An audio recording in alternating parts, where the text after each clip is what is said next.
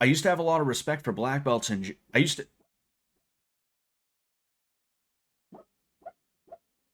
He's barking in his sleep.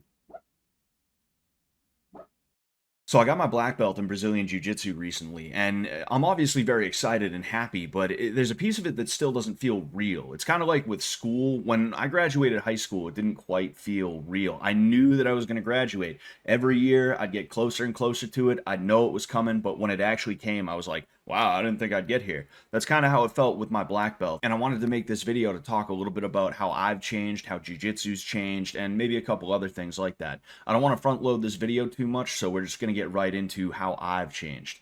So one of the more common things you hear people talk about is that Jiu-Jitsu and martial arts in general help them with their self-esteem. It also helped me with my anger issues and things like that. I was a very angry person when I first started jujitsu, and I didn't really have confidence in the way that I do now. And the reason for that is because it gave me a backup plan for if something went horribly south with somebody. I used to be a little bit afraid of pissing somebody off, and because of that, I wouldn't stand up for myself the way that I probably should.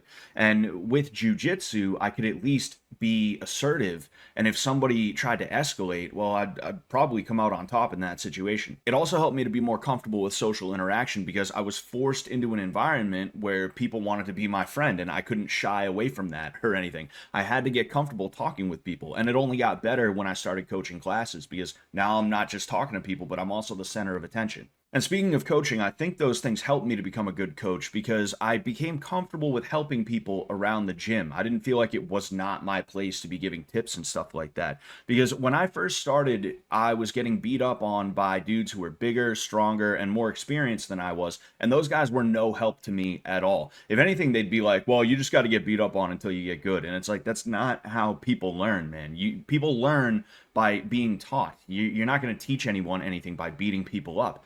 And all that would happen after our roll is we'd just go get water. And I didn't want to be that guy. I didn't want to continue that. So I made sure that when I would roll with somebody after the roll, I'd have at least one tip to give them. And people get a lot better a lot quicker that way. Some people say martial arts made them a better person, and I don't think I can say that about myself. I can point to other things in my life that made me more dependable and just all around better.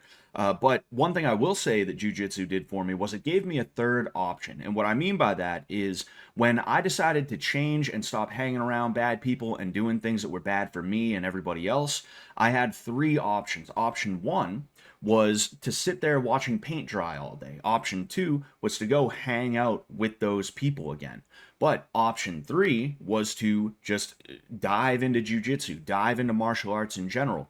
And here's the thing, option one would have led to option two, and option two is option two. The only one of those things that wouldn't have led to me hanging out with those bad people, doing bad things, was option three. So you need to find an option three, even if it's not martial arts. If you're really trying to change, you need to find option three. Those are some of the ways I've changed. If I think of any more, I'll probably splice them in at the end of this, but I think that's all that I'm going to come up with. I don't know, though. You'll figure out depending on what comes next. When it comes to the way jiu-jitsu's changed, you're going to feel a certain way depending on what you think the purpose of it is supposed to be. And when I got into it, it was still a means of getting ready for MMA. I'm not saying that's all it was for and that MMA and jiu-jitsu are one and the same, but if you wanted to do MMA, which a lot of people did at that time, you had to have ground game, and jiu-jitsu was the most readily available option as well as the most famous option. You had tournaments back then, ADCC was a thing, for instance, but it wasn't as divorced on a cultural level from MMA as it is now. Now it's got a bunch of different kinds of competitions, its own metas, its own game plans, its own stars, and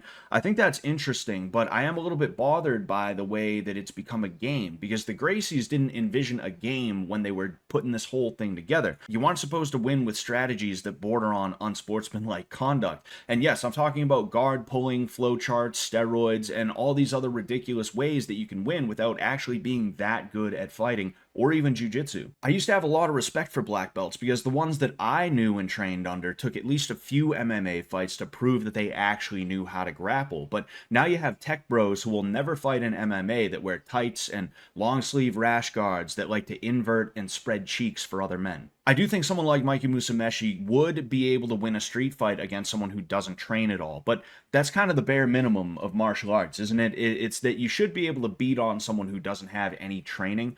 It's not impressive if you can beat up somebody who doesn't know what you're doing, let alone how to counter it. I don't think someone like Mikey or even Gordon Ryan would do very well in MMA, and they probably don't think so either, or else they would have had a fight or two by now. They can play jiu-jitsu, but they can't take a punch. I do know there's a such thing as combat jiu-jitsu. I think that was their attempt to remedy it, but unfortunately, it's not exactly part of the mainline jiu-jitsu culture or anything like that. It's more like an oddity that practitioners will take up sometimes just for laughs.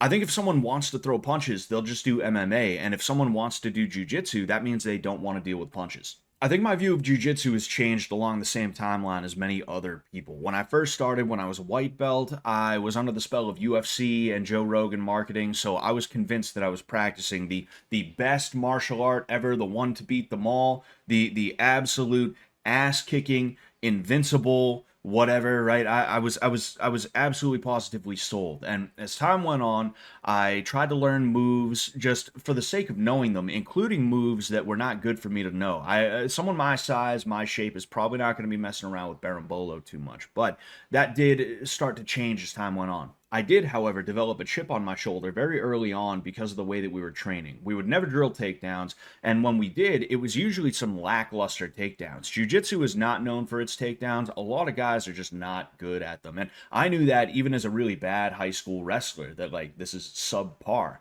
So that was a little bit annoying. And then in addition to that, we would always start our rolls on our knees or from a sitting position or something like that. And I understand the point of that is so that people don't just continue fighting for takedowns forever and ever and ever. That can happen sometimes. But it was really annoying for me because it took away from the skill set that I had going into it, and it gave to the skill set of somebody who was naturally a little bit better at guard pulling. I became aware of the split between what works in an MMA fight and what doesn't, and I became a little bit disillusioned. And that disillusionment has not really gone away, if I'm being honest with you.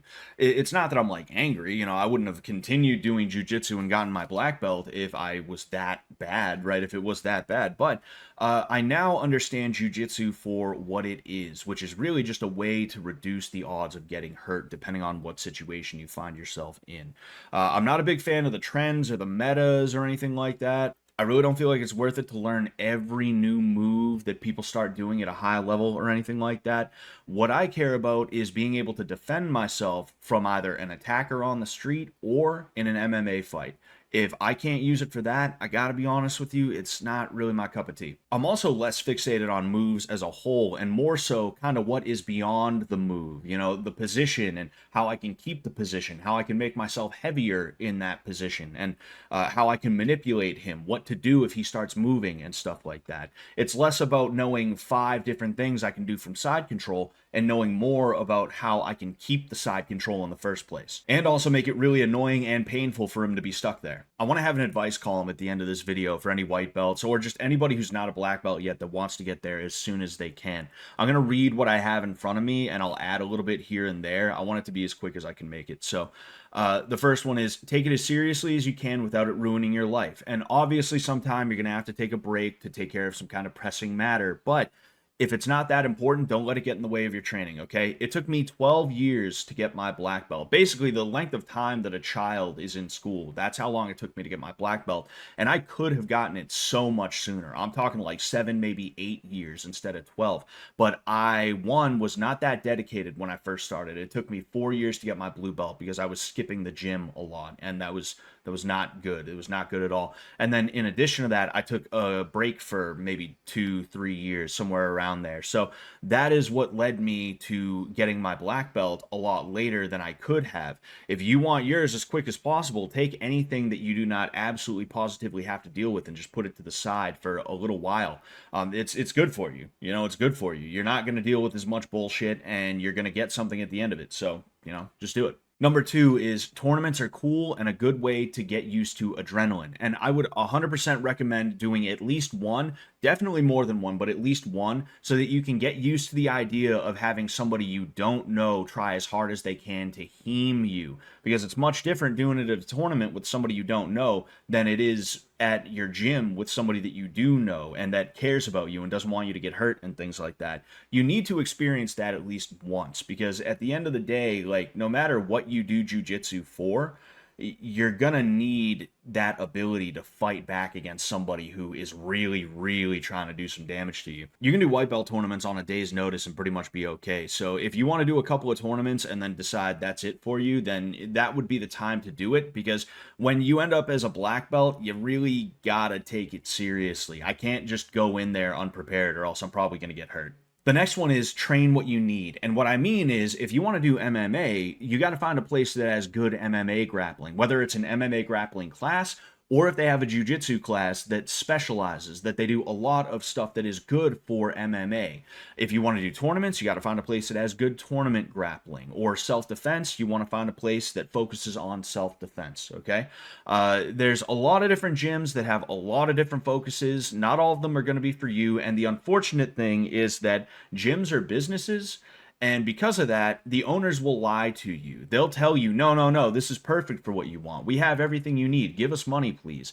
It's unfortunate, but you're going to have to do some research. Either A, find a guy who knows what he's talking about and ask him, or B, you can kind of compare and contrast. You can go to YouTube and you can type in MMA grappling and compare what you do to the class that you're at. And if it looks like that, well, then all right, it's probably good. If it doesn't, you might want to find somewhere else.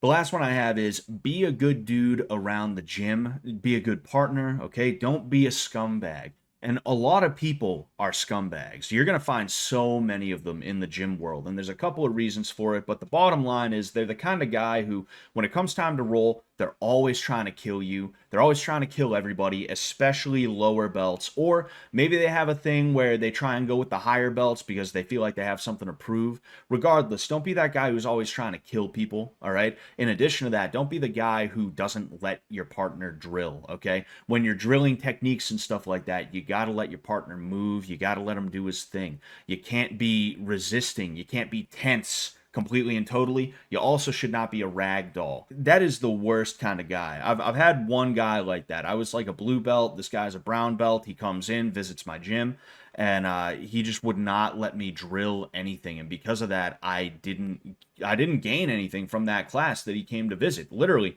I remember thinking, there's no way I'm going to remember any of this. I'm having a fight for my life right now against this fucking asshole brown belt who's not letting me drill when we're supposed to be chilling right now. Like, fuck, man. It was frustrating. Frustrating beyond belief. I'm so glad that guy didn't come back, and you're going to be that guy too if that's the kind of guy you're going to be. The dude that tries to kill everybody all the time, doesn't let the partners drill, all that other stuff. Just chill out, man. You know, be easy. Be easy. So with all that out of the way, I really don't know how to end this video. I got to be honest with you. You know, I would say thank you to all my training partners, thank you to my coaches, but I've already told them thank you personally. You know, that's the benefit of knowing them IRL, is that I can just go face to face and be like, hey, thanks, pal. I would just say keep on going. You know, if you're a white belt, blue belt, purple, whatever you are, just keep on going. You know, keep on showing up, keep on putting in the work. You're going to get better so long as you want to get better, and you're going to get better at whatever pace you decide you're going to get better at, okay? If you're only going once a week, you're going to get 1 day per week better. If you're going twice a week, two days per week better, etc., etc. I want to thank everybody on this channel, all right? Whether you are old, new, just thank you. Thank you so much for being here. Thank you for the support over the years, whether you know me from Fish Tank, whether you just happen to stumble upon this channel, which I know is probably very unlikely. Most of the people here are from Fish Tank or Sam Hyde related stuff, but just thank you. You know, thank you. Genuinely.